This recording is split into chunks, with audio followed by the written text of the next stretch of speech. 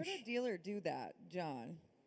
Yeah, so I've been with Asbury for about 10 years, and when I joined Asbury, we were at roughly 80 stores.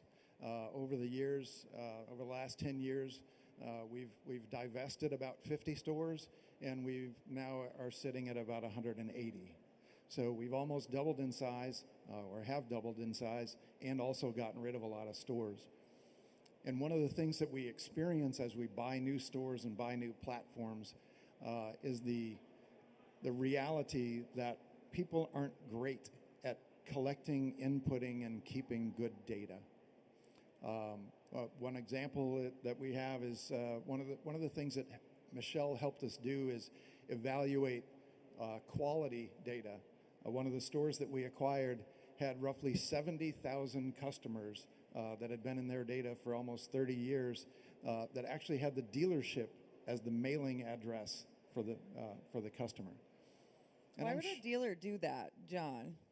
Well, I'm sure it was likely at a time period where the manufacturers were mailing out surveys, and of course they didn't want to mail the survey to the customer, so they used the dealer's address and they filled them out themselves.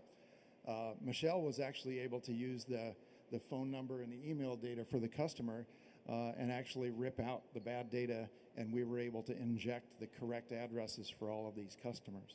70,000.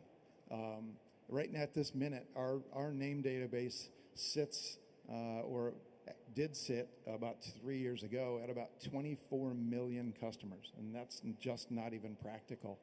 The reality is that we probably have just over 10 million that are actually true, valid, high-quality customers.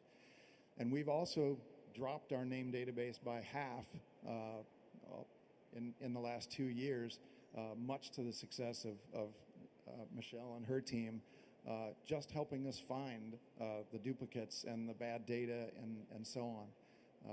And through that, we find all sorts of crazy practices that dealers have done throughout the years to try to circumvent systems of one kind or another.